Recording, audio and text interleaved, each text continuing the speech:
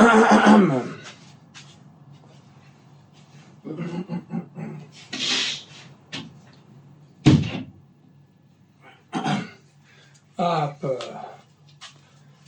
bonjour, bienvenue à Hogwarts, on va à nouveau faire un cours de maths, de pêche à la ligne, je dirais plutôt, parce que c'est la pêche à la ligne que je fais.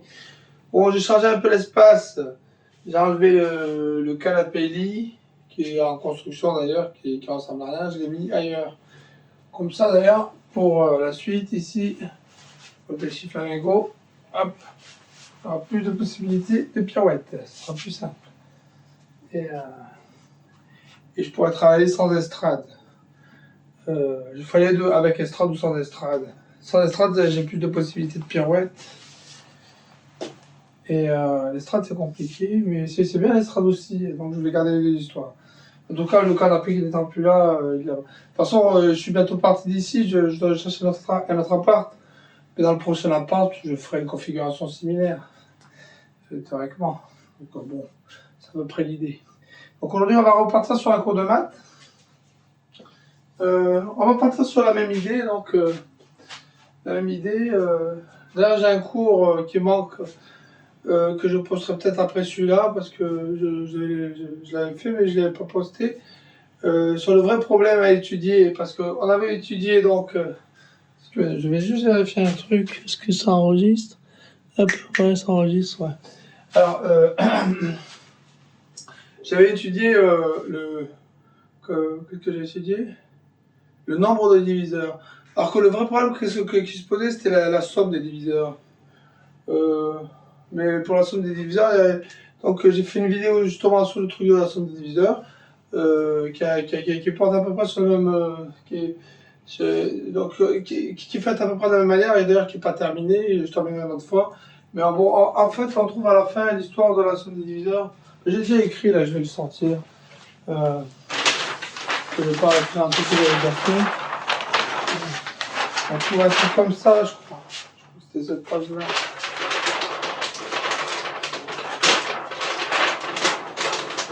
Pour la somme des diviseurs, à la fin, on doit étudier un truc comme ça. Parce qu'en fait, il faut comprendre le problème qu'on avait. Donc, on avait nos diviseurs. Bon, on va repartir sur le parallélépipède. Là, on a 1, on a 2, on a 4, on a 8, on a 16, là, on a 3, là, on a 9, on a 27, tout ça. Et là, bon, ici, on a notre nombre, c'est 16 fois 27, par exemple. Notre nombre, c'est 16 fois 27, et je ne vais pas vous le faire de tête, là. Et si on cherche le nombre de diviseurs, il faut compter le nombre de ce que je dis. Le nombre de diviseurs, c'est 1, 2, 3, 4, 5, 5 fois 1, 2, 3, 4, 4. D'accord. Par contre, si c'est la somme des diviseurs, c'est expliqué dans le cours voilà, que j'ai oublié de poster. À la fin, on trouve une formule comme ça, et après, il faut l'utiliser de la même manière. Et donc aujourd'hui, ce qu'on va faire, c'est on va partir sur un exemple pratique, pour essayer de comprendre les choses en pratique. Parce que c'est beau en théorie c'est beau, mais en pratique c'est pas pareil. Donc en fait, ce qu'on va faire, ce papier je vais le recycler, vous inquiétez pas, je vais le réutiliser. Et, on va essayer de partir sur les nombres de diviseurs. Donc là j'ai fait un tableau Excel, je vais le sortir.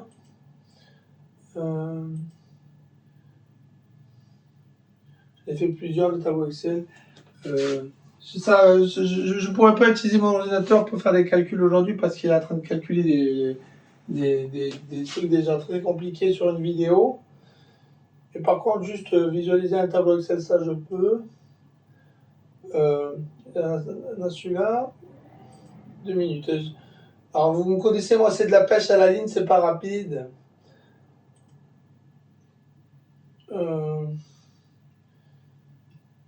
C'est pas rapide.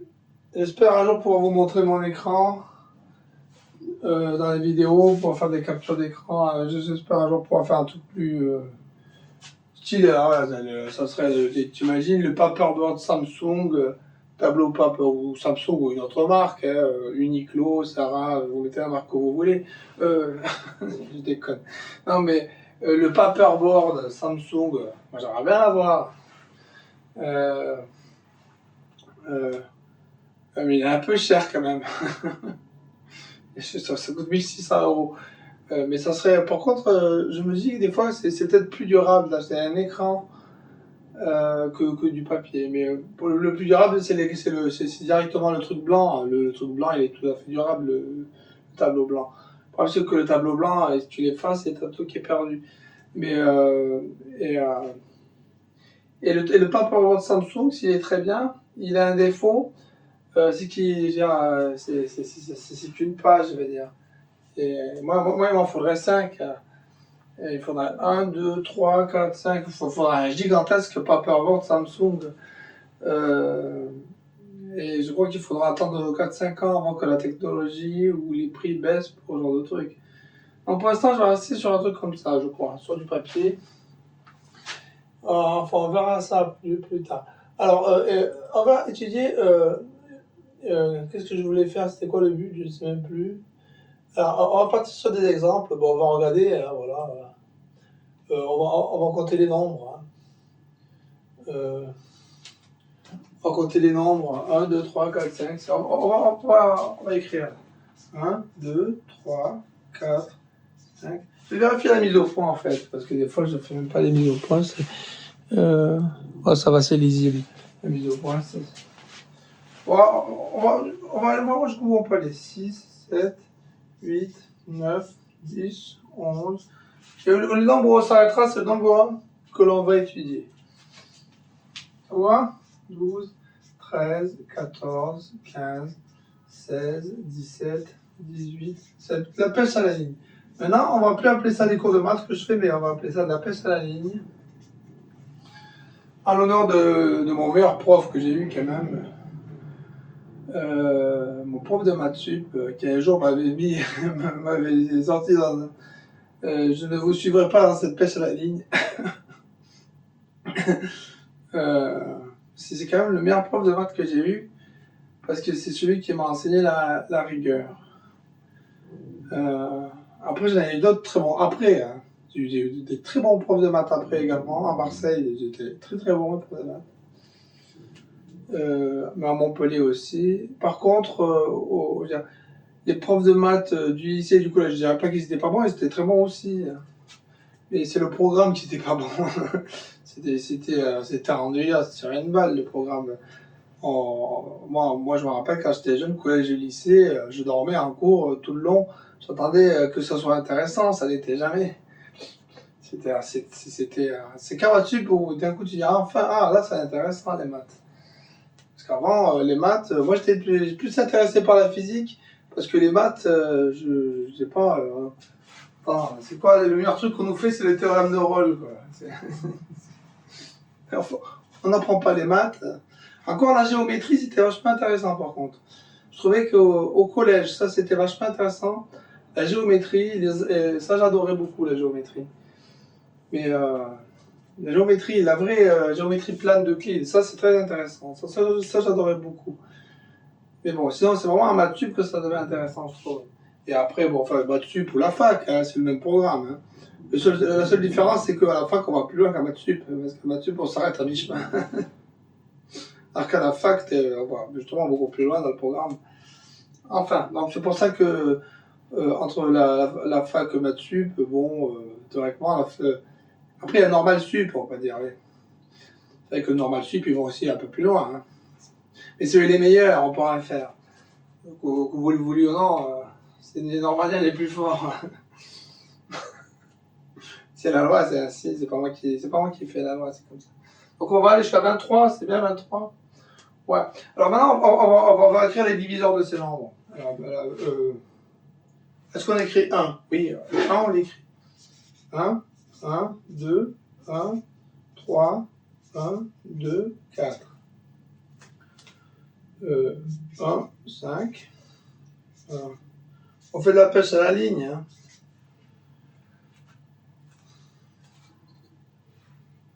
Donc ça va être chiant et long. Hein.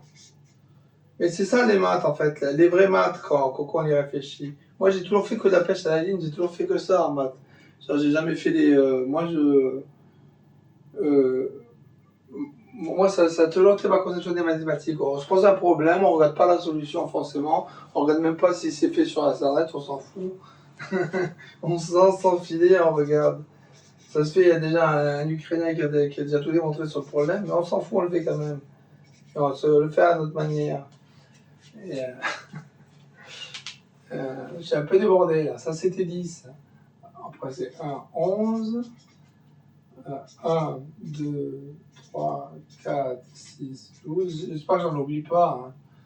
Hein. 1, 13. 1, 14. 1, 14, 7. Et 2. 14, 1, 3, 5, 15. Ça, c'est simple. Hein. 4, 8, 16. 1, 2, 4, 8, 16. 1, 17. 1, 2, 3, 6, 9.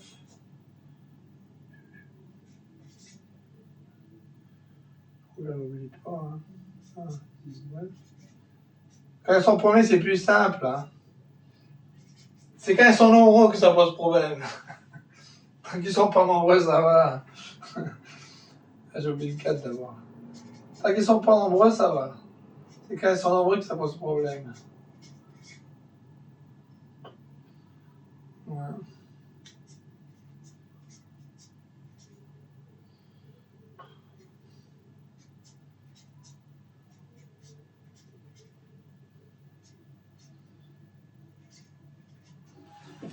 Bon, on va dire que ça, c'est les diviseurs. Donc, on va les compter. Là, on en a un. Là, il y en a un. Là, il y en a... Je vais essayer d'éviter de... Je vais me mettre là.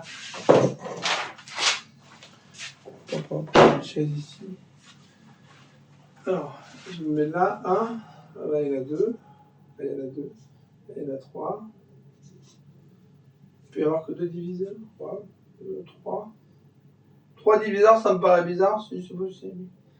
3, 2, 4, 2, 4, 3, 4, 2, 6, 2, 1, c'est un 2. Hein. Ah oui. 4, 4, 1, 2, 3, 4, 5. 5, ça me paraît pas possible par contre. 1, si c'est possible, parce que c'est une puissance de 2. Comprenez le raisonnement. Hein. Là, je cherche des rectangles, des cubes. 5, il est premier, ça me posait un souci. Mais justement, enfin, c'est intéressant. Il est premier parce que là, c'est une puissance de 2. Ah non. 1, 2, 3, 4, 5, 6. 2. 1, 2, 3. 1, 2, 3, 4, 5, 6 aussi. Ouais, il y a peut-être des erreurs, mais c'est pas très important. On va dire que les nombres, ça peut être 1 et 1, j'ai mis 1 pour 1. Sinon, c'est 2, 3, 4. Donc, après, si on cherche les minimums, ceux qui sont les plus grands, on va les entourer en rouge. Les plus grands, plutôt. À chaque fois qu'on a franchi le nouveau maximum. 1, 2, 3, 4. 4. Ah, ça régresse un peu. 4, 6. Ah, il est fort le 12 avec son 6. Ça, c'est pour le nombre de diviseurs. Maintenant, on va faire la somme. La somme des diviseurs. 1, 3. Je vais mettre comme ça. Comme un vrai professeur. 4, 7, 6. Voilà. 6, 12. Non, 3, 4, 5, 6, 7, 12, ok, 8. J'ai pas envie de faire trop d'erreurs quand même. Alors celui-là, ça doit être 15. 13.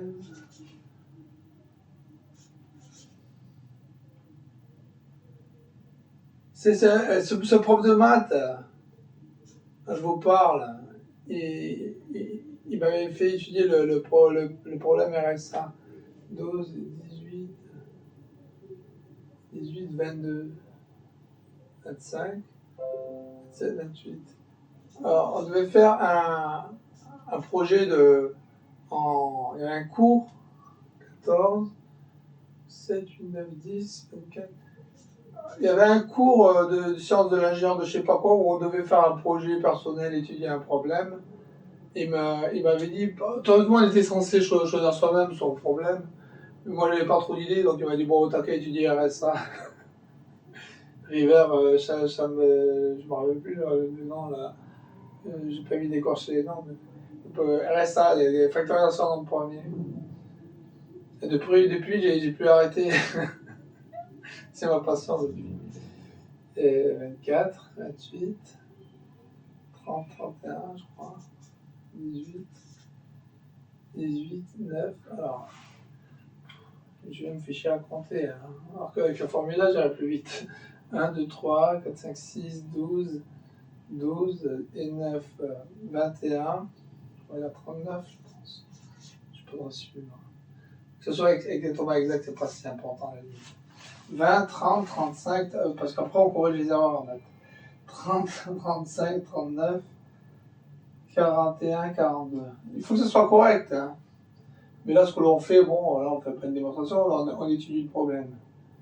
21, 7, 28. Là, moi, ce que je vous ferai toujours, c'est comment on analyse le problème. On imagine qu'on est John Locke dans Lost. Et on a la trappe devant soi. Et on se dit, bon, on va d'abord étudier la trappe avant de l'ouvrir.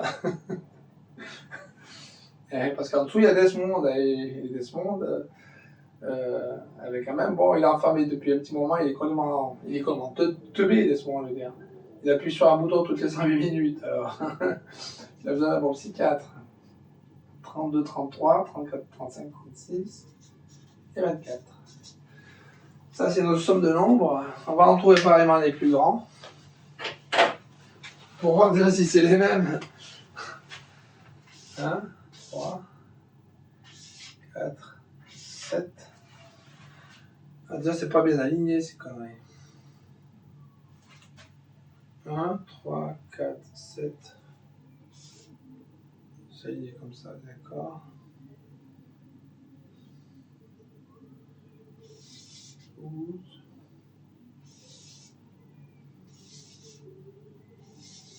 Là, les maximums ne sont pas vraiment au même endroit. Hop. Et là, j'ai entouré le 24, il n'est pas bon. Excusez-moi. Ça passe de 18 à 28, 31, 39, 42. Là, il n'est pas bon, celui-là.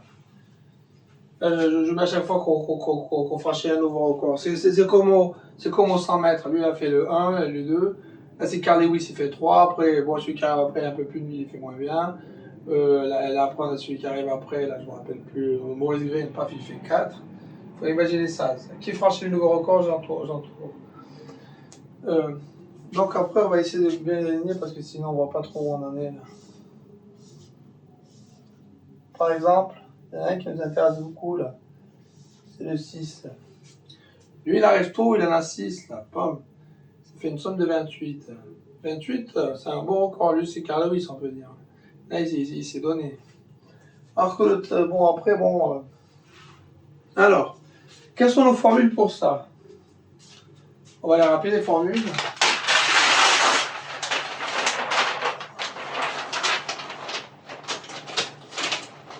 On va les rappeler les formules. Alors, le premier pour compter, on va dire pour un nombre n qui est égal à produit des p i puissance alpha i de i égale 1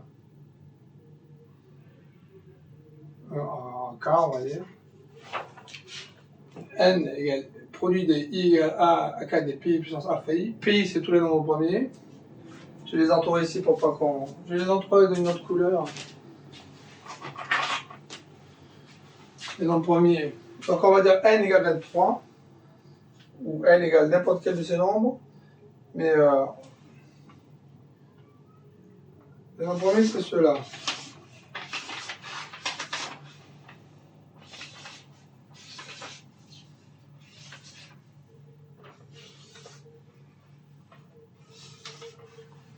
Ok. Donc on peut dire d'une certaine manière que on a P1 qui est égal à 2. Est-ce que c'est correct ça, tout ça? Oui, c'est ça. P1 égale 2, P2, P3, P4, P5, P6, 1, 2, 3, 4, 5, 6, 7, 8, 9, 6, P7, P8, P9. P1 égale 2, 3, 5, 7, 11, 13, 7, 19, 23. Donc là, si on veut faire une pyramide avec ça, on aura une pyramide de 9 dimensions. Les vecteurs qu'on a, maintenant on va écrire les vecteurs. Les vecteurs qu'on a, qui donc sont ces nombres-là. On va écrire des vecteurs pour tous les nombres maintenant. Ce truc-là, qui est assez joli, je le garde.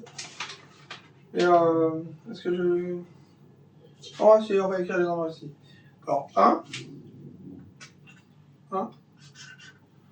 on verra après. C'est une question qu'on devra se poser. 2, c'est donc un vecteur qui est comment? On va écrire les vecteurs en ligne, hein, pas les mettre en colonne. On va les écrire en ligne. 2, ben c'est 2, c'est 1. 1, 0, 0, 0, 0, 0. 1, 2, 3, 4, 5, 6, 7.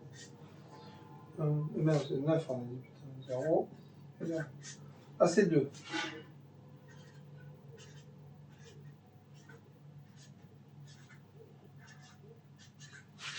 On va faire pareil pour tous les nombres.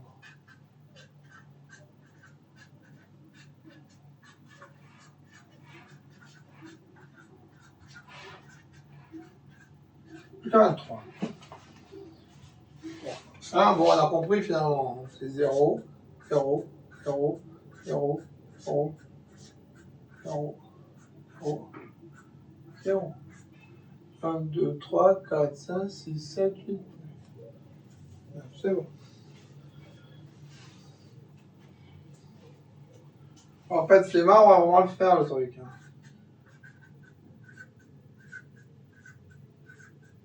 Essayez d'aligner un peu quand même.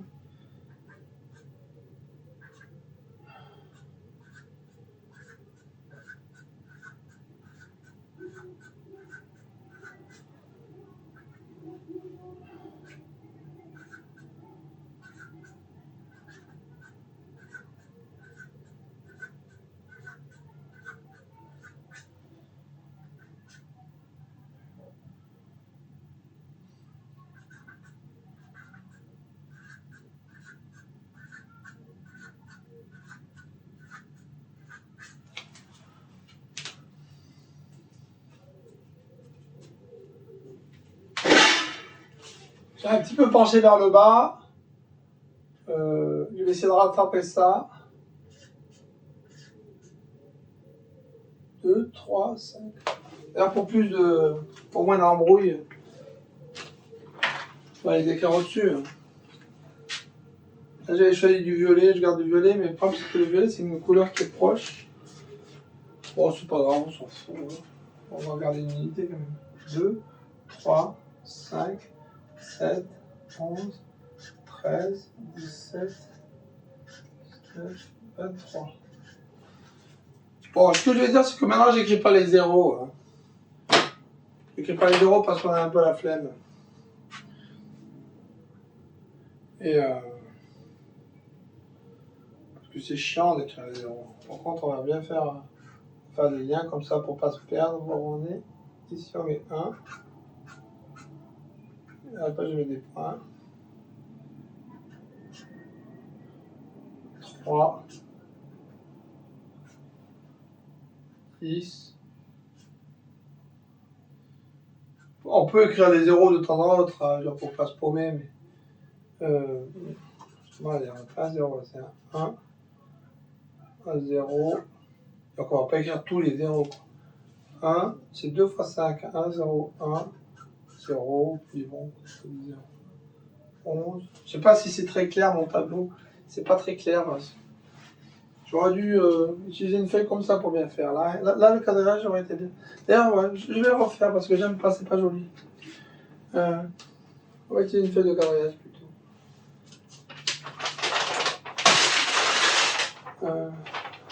Merde, ça se découpe. On va la faire ici.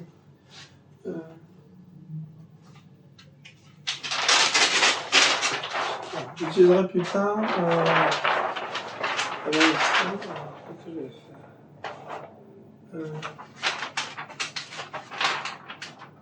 Allez, je vais aller vite. Bon. Là, je l'utiliserai plus tard. C'est plus n'importe comment.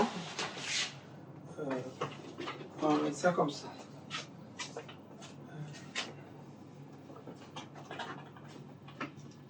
Ce qu'il y avait en dessous n'était pas intéressant. Et, le code couleur n'était pas bon, c'était pas bien aligné. On recommence. On va faire le code couleur comme ça. 2, 3, 5, 7, 11, 13, 17, 19. Sinon, c'est illisible le truc. Il faut quand même rester un peu lisible. Ça, c'est les premiers. Les nombres qu'on a, c'est 1, 2, 3, 4, 5, 6, 7, 8, 9, 10, 11, 12, 13, 14, 15, 16, 17, 18, 19, 20, 21, 22 et 23. Donc dans ce coup-ci, on n'écrit pas les zéros qu'on m'a dit. On va juste écrire les nombres qui sont importants. Hop, là, on met un ici. Et si on est intelligent, on peut faire la série des puissances, on peut aller vite. Mais bon, on va plutôt faire ça comme ça.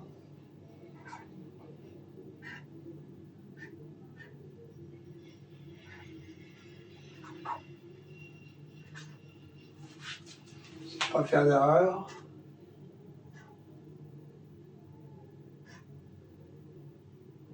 Quatre fois 3.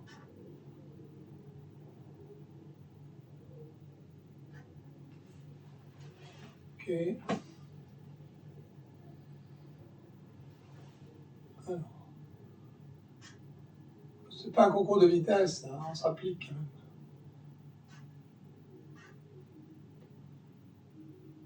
C'est 4.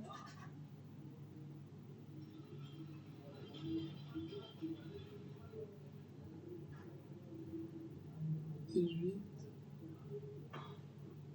C'est 2. 18, c'est 2 fois 9.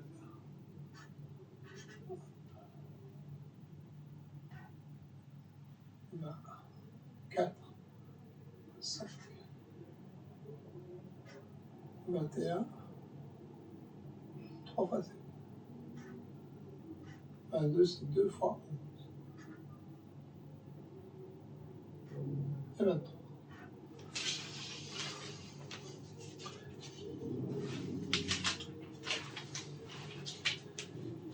Alors, on va quand même réécrire la formule qu'on avait tout à l'heure, au-dessus.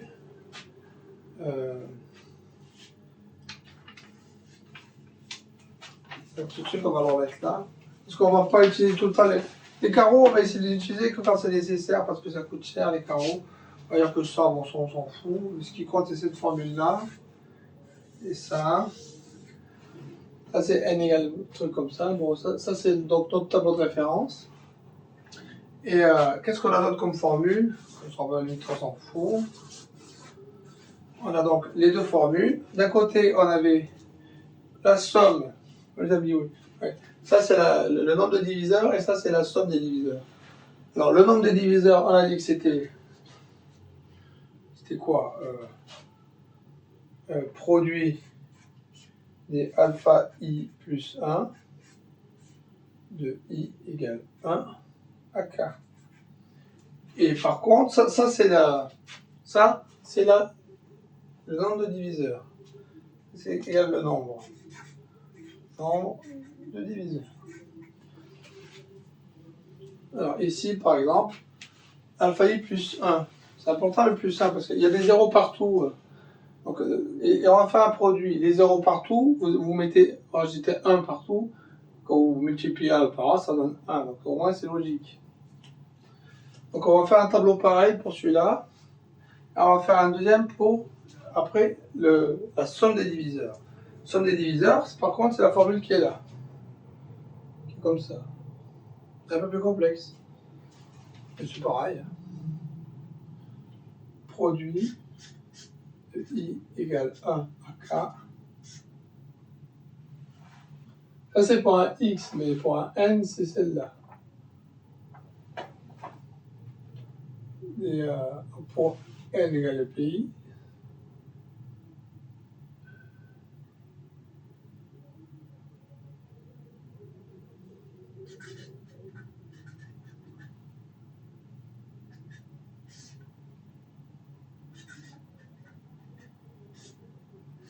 c'est expliqué dans l'autre vidéo que je n'ai pas encore posté pourquoi c'est ça, mais bon, c'est simple à voir.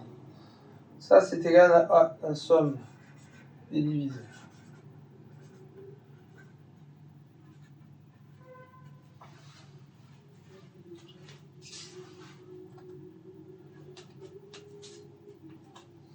Bon, on va reprendre ce truc-là, donc, maintenant.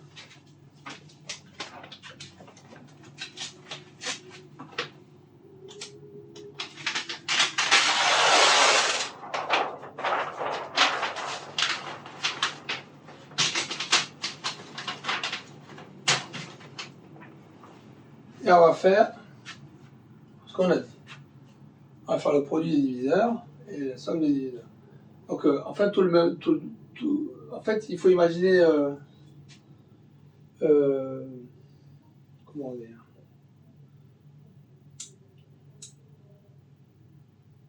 Est-ce que je refais exactement le même tableau, hein? Je vais le calquer. Je vais calquer le tableau. Non, c'est un peu chiant quand même. Là, en fait, il faut imaginer, là c'est 2, 2, 3, 2, 2, 2, 2, 4, 3, 2, 2.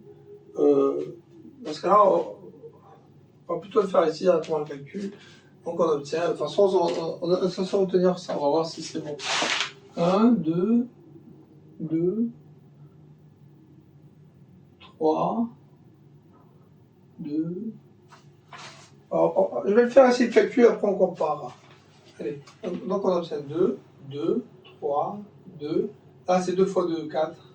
Donc là on obtient 2, là on obtient 4, 3, 2 fois 2, 4, 2, 3 fois 2, 6, 2, 2 fois 2, 4, 2 fois 2, 4, 2 fois 2, 4, 5. 5. Cet enfoiré de 5, ce nombre premier. J'ai eu un nombre premier, qu'est-ce qu'il fait là? C'est parce que c'est une puissance de 2. Ce serait une puissance de 3, ça reviendra au même. Ce serait là. Ça serait 3 puissance 4. Ça donnerait 5. 2 fois 3, 6. 2. 3 fois 2, 6. 2 fois 2, 4. 2 fois 2, 4. Et 2. Alors on obtient, on va vérifier. Moi j'ai pas mis le 1, hein. 1, on obtient 1. Alors on obtient 1, 2, 2, 3, 2, 4. Bon, je suppose que c'est pareil, hein. À la limite c'est pas très important.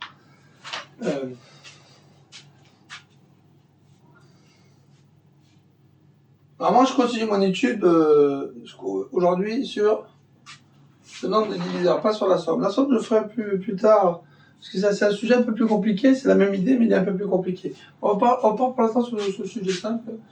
Le sujet de la... Enfin il est pas simple, mais c'est le sujet qui m'intéresse, le sujet du nombre de diviseurs. On reste donc sur ce sujet-là. Alors, je ferai une étude à peu près pareille, je repartirai des mêmes bases pour la somme des diviseurs. Maintenant, on va faire le nombre des diviseurs. Alors, moi, j'avais trouvé J'avais trouvé mes équations, j'avais trouvé des formules qui me donnent par exemple pour 12. Pour 12, là, par exemple, on a donc 12 qui est le vecteur qui s'écrit comme ça, de 1, ça donne maximum 6. Alors, les formules que j'avais trouvées, elles avaient un petit problème quand même. On va pas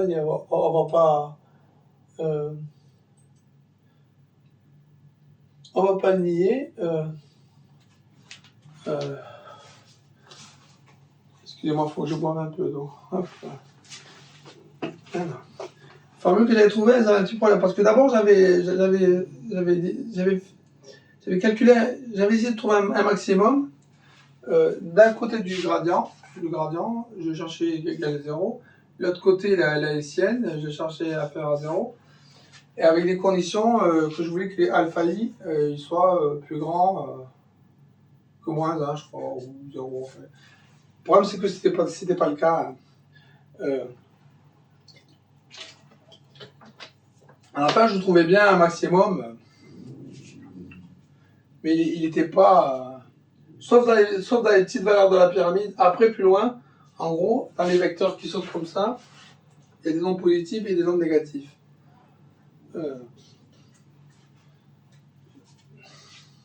Ouais, c'était 0. Théoriquement, ce qu'on cherche, c'est on étudie les nombres entiers, donc on veut que ça reste au-dessus de 0. Si là, d'un coup, on a moins 1 ici, ça devient une fraction. On est d'accord. Et mes maximums, à chaque fois, ils sortaient pour le nombre de diviseurs, pas la somme, avec un truc, c'était un peu négatif. Alors, on va essayer de voir ce que ça donne. Alors, par exemple, si je prends le nombre 12, il me sort une somme... Attends. Faut que je me rappelle comment fonctionne mon tableau tout de même. Parce que je suis plus très sûr. C'est un vieux tableau.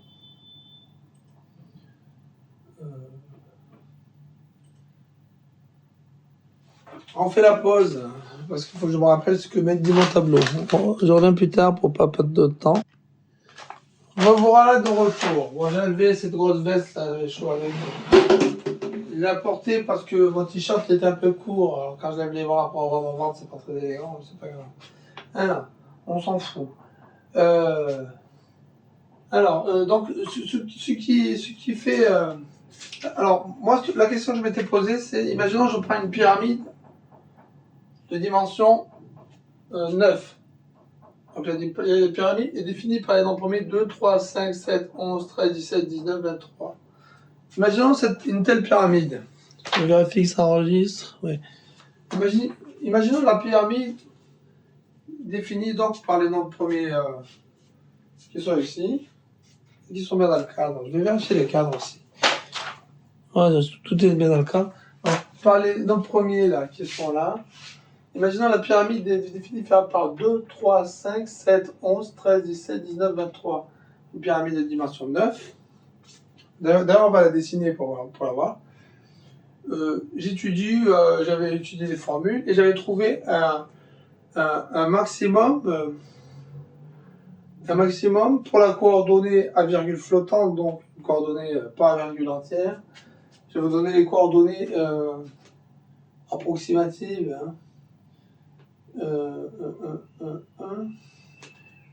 C'est le vecteur, donc il va s'écrire 2,58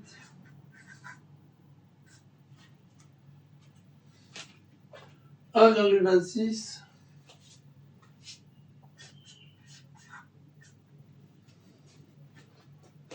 0,54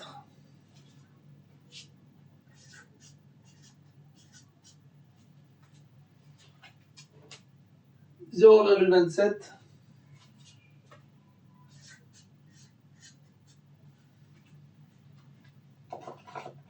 0,03. Il y a plein de chiffres après les virgules. Hein. Il n'y en a pas deux, mais là j'en mets deux. Il y en a plein, je veux dire. C'est peut-être même des irrationnels la plupart du temps. Moins 0,03. Donc je vais écrire, c'est le même vecteur, mais je vais l'écrire en deux lignes. Hein. Sinon on va rien comprendre. Ça c'est la puissance de 2. Ça c'est 3. Ça c'est 5. ça c'est 7, ça c'est 11. On va continuer à voir 13, 17, 19, 23. Et là, on a les négatifs qui vont sortir. Moins 0,03. Moins 0,03. Moins 0,12. Moins 0,12. Moins 0,15. Moins 0,15. Et moins 0,20. Moins 0,20. Donc, le nombre qui est fait de 2 puissance 2,58 fois 3 puissance 1,26 fois 5 puissance 0,54, etc. Ce nombre-là, il vaut exactement 23. Qu'on fait la puissance, ce nombre-là, il vaut les deux valeurs 23. J'ai cherché le maximum sur l'hyperplan, hein, pas sous la pyramide. Hein. Donc j'ai cherché le maximum, un maximum bleu, je sais même pas parce que j'ai pas été très loin. J'ai cherché en tout cas un maximum local sur l'hyperplan, donc sur les points de valeur 23. Ce nombre-là, quand vous faites la puissance, vous aurez 23. Vous aurez 23. Donc, nous, 23, là, il est assez faiblard. Pour dire vrai, ceux qui seront en dessous, ils seront plus petits. C'est croissant. Et donc, c'est le maximum. Sur l'hyperplan, mais théoriquement, c'est le maximum aussi au-dessous. Si on s'y prend bien. Si je dis pas trop de bêtises. Donc là, le 23, là, ben, lui, il en avait deux, là. Donc, quand on fait la somme de ces trucs, quand on fait la somme de tous ces chiffres, on obtient 13,18. Donc, notre somme des diviseurs, pas notre somme des diviseurs, notre nombre de diviseurs, parce que ça, c'est un nombre de diviseurs, à virgule flottante. Hein. C'est un nombre de diviseurs à virgule flottante, c'est 13,18.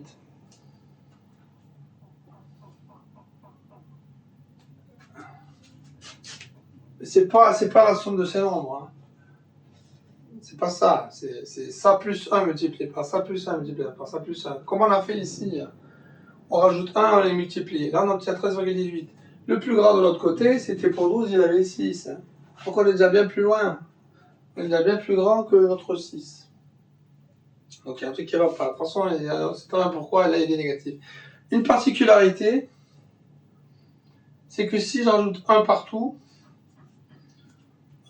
donc 2 puissance 3,58, 3 puissance 2,26, ah ben en fait, on vérifie que c'est tout le temps le même nombre.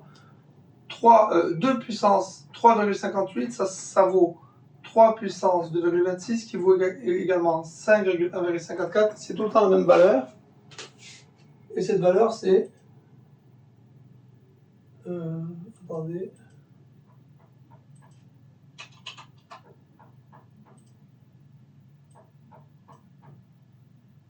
11,99.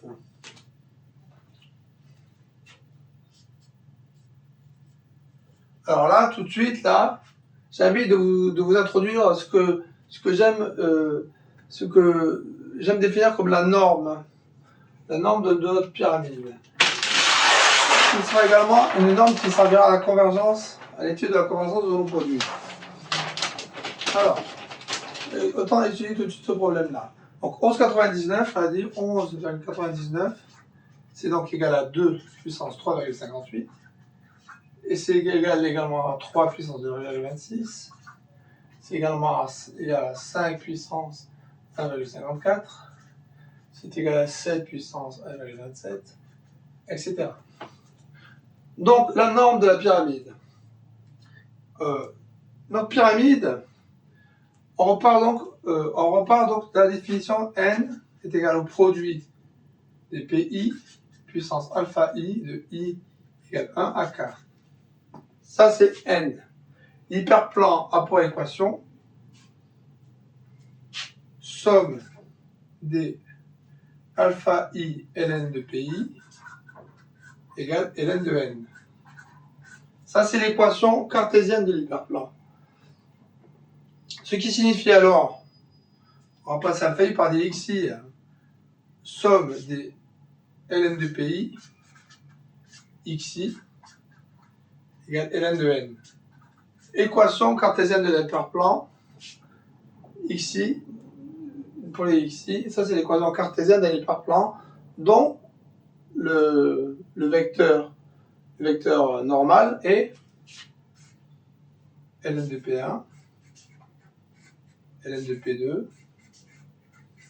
ln de p3, etc. ln de pn, ln de pk. Ça, c'est le vecteur normal à l'hyperplan. Pourquoi c'est le vecteur normal à l'hyperplan? C'est très bien. Parce que qu'est-ce qui définit les points de l'hyperplan? C'est l'ensemble des points qui sont orthogonaux avec le vecteur normal. Donc c'est l'ensemble des x tels que x scalaire, si on fait le produit scalaire de x scalaire, on va appeler n le vecteur normal, x scalaire n c'est égal à 0.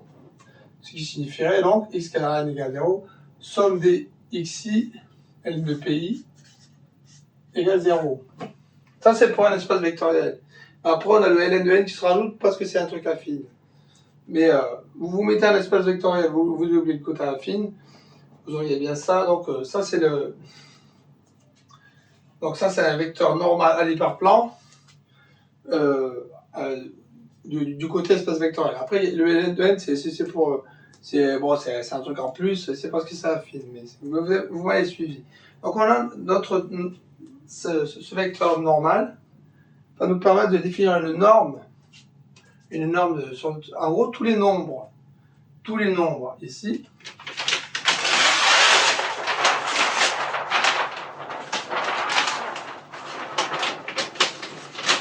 tous les nombres sur l'hyperplan, ils ont la même valeur, on est d'accord. Ils ont la même valeur, mais ils n'ont pas les mêmes coordonnées. Ils ont des coordonnées xi. Ils ont des coordonnées xi, ça peut être des trucs. En gros, c'est vraiment, imaginez constante de Planck, tout ça.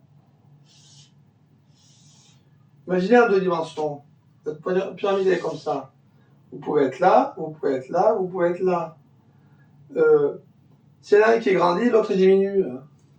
Si là c'est... pourquoi je parle de constante de Planck? Parce que vous savez très bien l'histoire des delta P, delta X, qui est égal à H par exemple. Delta P, ben, dans ce cas-là, quand il y en a un qui diminue, l'autre il augmente. Et ça peut aller partout. Mais donc, il y a des nombres, il y en a un qui peut être infiniment grand et l'autre petit. Alors on peut se dire quelle est la bonne manière de voir clairement. On prend un vecteur normal, je le dessine comme ça, la pam. Et donc ce vecteur normal, si là-bas ici c'est B1, B2, ben ça sera ln de B1, ln de B2. Enfin, dans un ordre, je ne sais plus exactement quel ordre. Il ne faut pas se tromper sur l'ordre, c'est important. Mais bon, ça sera ln de B1, ln de B2, ça sera le vecteur normal, comme ça. Mais alors, bien entendu, si ça augmente, ça augmente, la valeur augmente, tu vois, un facteur de proportionnalité à rajouter au truc. C'est notre ln de n qui est là. On est d'accord. Donc on peut considérer que nos nombres ici, là, x, quel qu'il soit, ils sont ce truc-là, plus, après, multiplié par le truc pour donner le ln de n. Alors, qu'est-ce que c'est encore Thalès qui va nous poser problème au Pythagore. Comment je définis la longueur d'un vecteur ici? Imaginons, c'est ln de B1, ln de B2, là c'est ici, et ln de B1, ln de B2, là c'est ln de B1, va dire là c'est ln de B2, bon je sais pas, on va faire ça comme ça. Comment je fais pour définir la longueur du truc? Je fais somme ln de BI au carré, avec une racine. La racine des sommes de ln de BI au carré. La racine de somme de ln de BI au carré, c'est la longueur du vecteur. Et d'accord. C'est la longueur du vecteur. Ça, c'est la longueur du vecteur. S'il est plus grand, s'il est multiplié par lambda là-bas, qu'est-ce qui se passe alors? C'est la question qu'on se pose. Eh bien, en fait, à la fin, il faut donc poser vraiment bien le problème. Et donc, on repart du truc qui est là. Et on aura un truc style...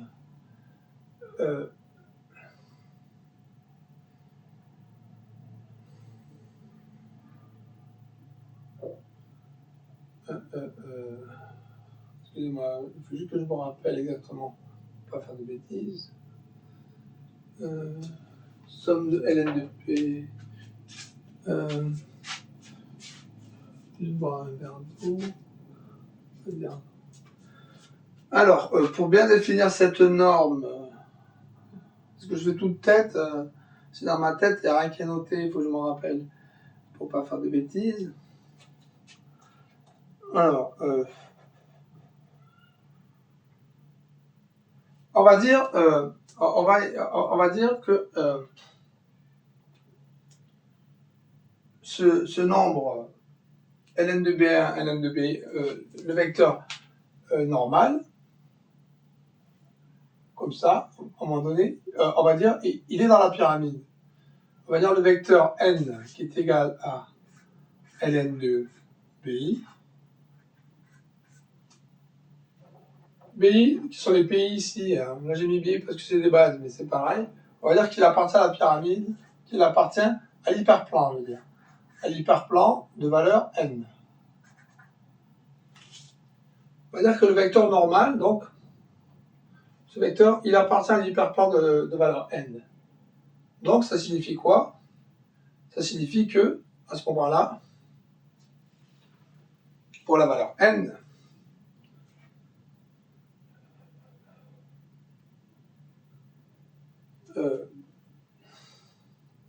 on a exactement pour la valeur n, il appartient à l'hyperplan pour une valeur donnée n, ça signifie donc que n qu'on définit comme égal au produit des BI, là j'ai mis BI parce que non, je ne sais pas tout BI, BI puissance alpha i, là c'est BI puissance donc ln de BI. Donc on aurait n égale produit de BI puissance ln de BI, qui nous ferait donc ce qui nous ferait, si on passe au ln à nouveau, ou vraiment, ouais, ln de n égale à somme des ln de BI,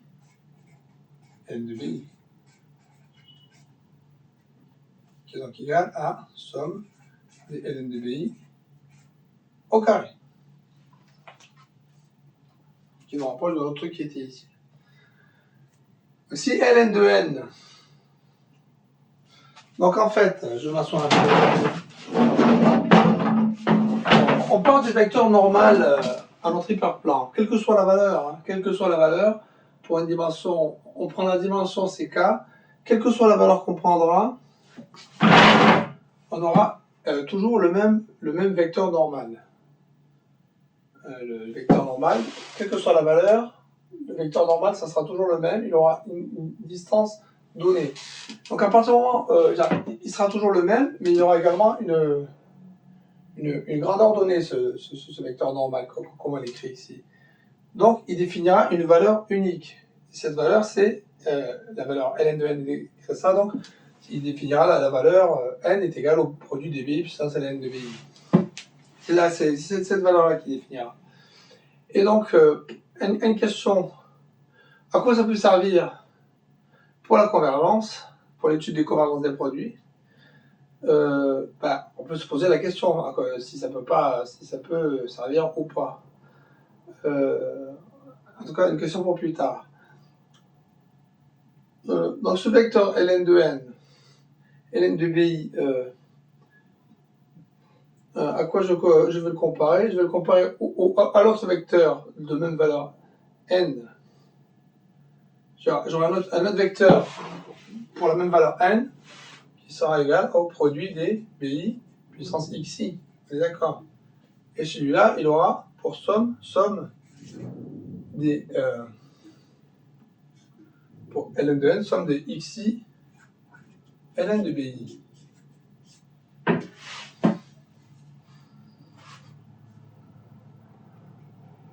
Et c'est la même valeur. Hein. Donc il s'agit de comparer ça à ça.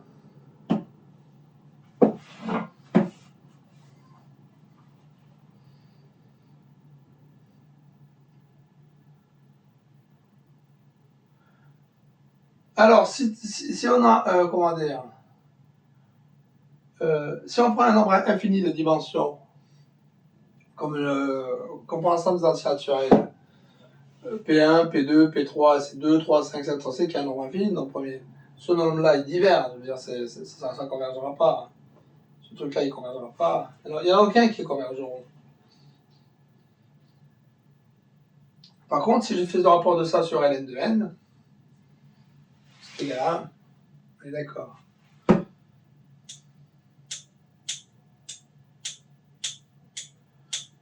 Donc, il s'agirait d'étudier, en gros c'est l'idée, hein, d'étudier des rapports entre des sommes des xi ln de pi, par exemple, hein, sur des sommes des ln de pi au carré. Voilà, j'ai fait une petite digression, je ferai ça plus précisément une autre fois. Si vous proposez un peu l'idée, que vous y pensiez, c'est la digression sur le vecteur normal, qui est quand même important. On passera au cours de géométrie aussi, on refera les cours de géométrie que j'avais fait il y a 2-3 ans, sur la dimension 2, 3, 5. Plus on avance en dimension dans la géométrie, plus c'est compliqué. Parce qu'après, c'est vraiment de la géométrie. Et là, donc, bon, pour le vecteur normal, vraiment, pour après définir les convergences, parce que comment dire, c'est un problème vraiment important. On peut définir des nombres irrationnels avec ces pyramides. Si par exemple, j'avais déjà expliqué là, que pi sur 6, on peut le définir comme un produit de trucs comme ça, avec un nombre infini de dimensions. Et le problème, c'est que quand on fait des produits infinis, à quel moment ça diverge pas, c'est une question qui devra se poser. Et c'est pour ça que je pense définir des choses comme ça. Pour voir à quel endroit on peut définir vraiment une norme. Et d'ailleurs, en dimension infinie, toutes les normes ne sont pas équivalentes. Donc, on pourra pas trouver vraiment une norme bien adaptée. Alors, après, on revient au problème, parce que là, j'ai fait une petite digression. Notre problème, 11,99, le 2,358, le 3,58, il sort d'où ce nombre? Il sort d'un chapeau?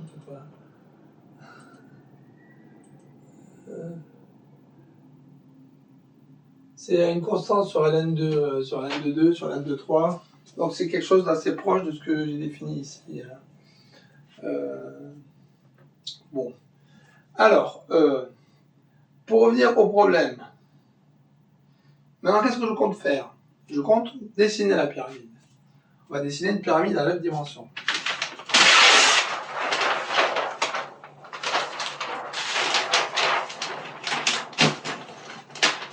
Pour voir où il se situe notre nombre à l'incon, parce qu'il est con ce nombre. Alors j'ai une méthode pour dessiner les pyramides. La méthode c'est, là je fais x2, x3, après je descends.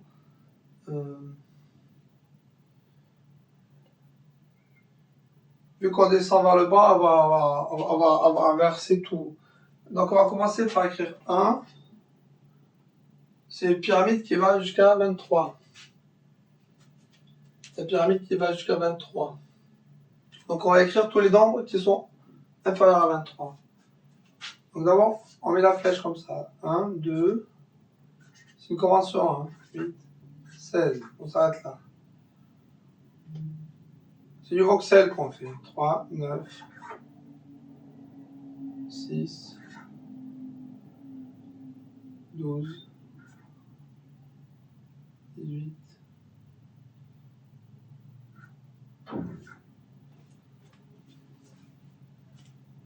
Convention.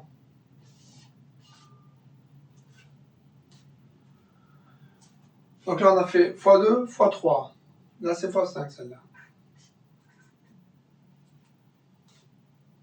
On laisse un espace, ça suffira. 5, 10, 20. Là, c'est plus grand que 23. Enfin, en dessous de 23.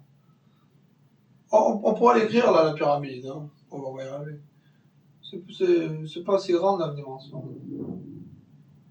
Alors, c'est multiplié par 5. 15.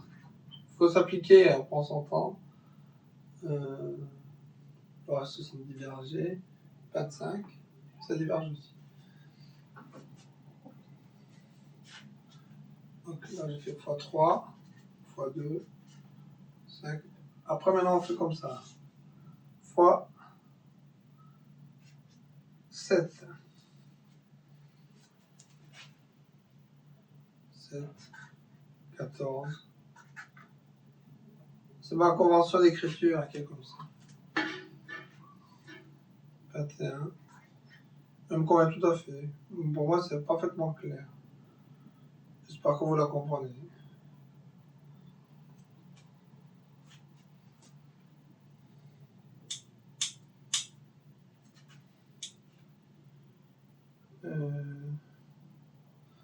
Je pense qu'il ne faut pas que je me trompe sur la propre convention.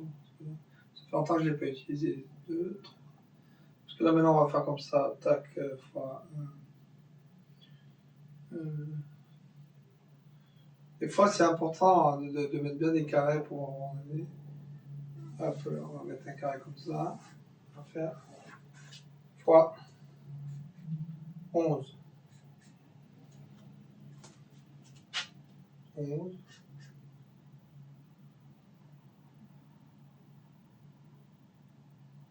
22.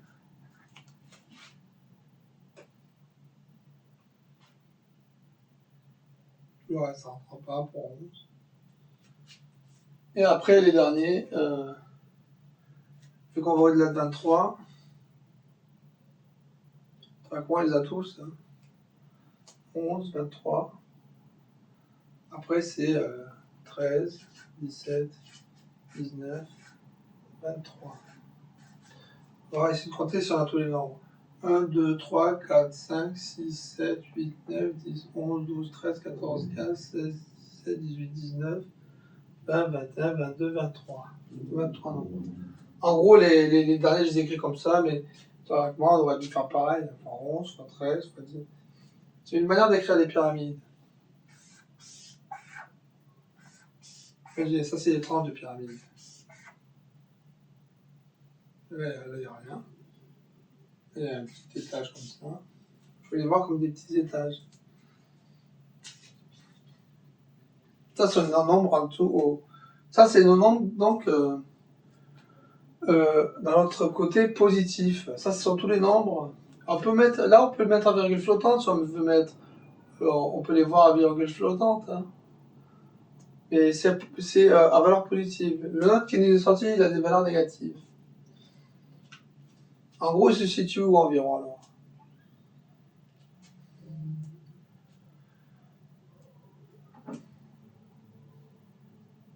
Il se situe où environ?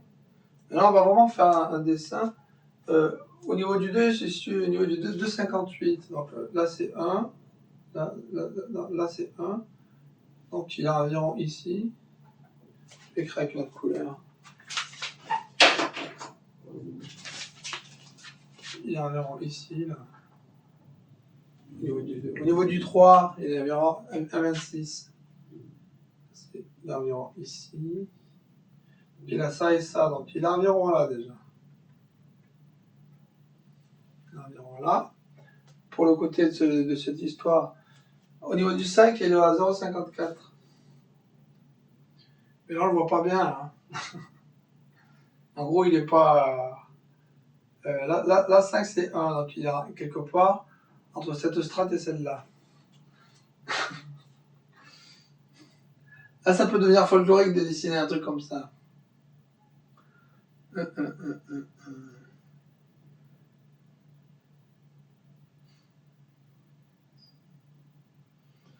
Bon, en tous les cas, imaginons notre truc, là, il est comme ça. Imaginons la 3 dimensions. Vous voyez, le tétraèdre, vous le voyez en 3 dimensions. Hein. Ça, c'est les positifs, comme ça. Et là, le volume que vous voyez, ce sont ceux qui sont donc positifs. S'il y en a un qui finit négatif, qui est en dessous, là, je vais faire une autre couleur.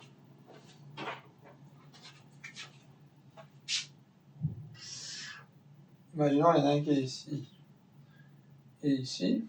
Et pour la même valeur qui est là. Donc, s'il est ici, il est plus bas. Les autres, ils seront plus hauts. Enfin, j'imagine.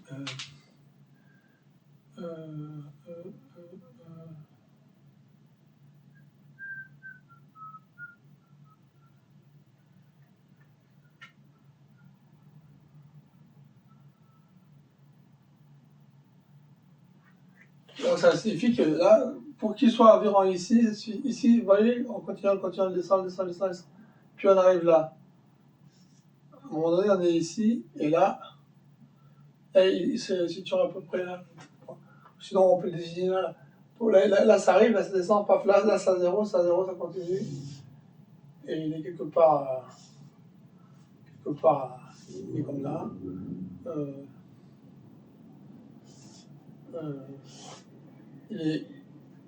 Notre truc qui sera un peu ici, il se situerait vers ce bas-là.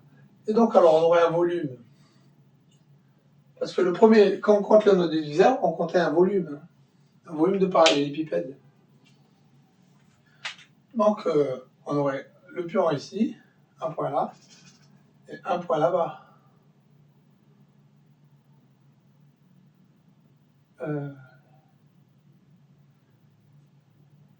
On va essayer de faire ça clairement.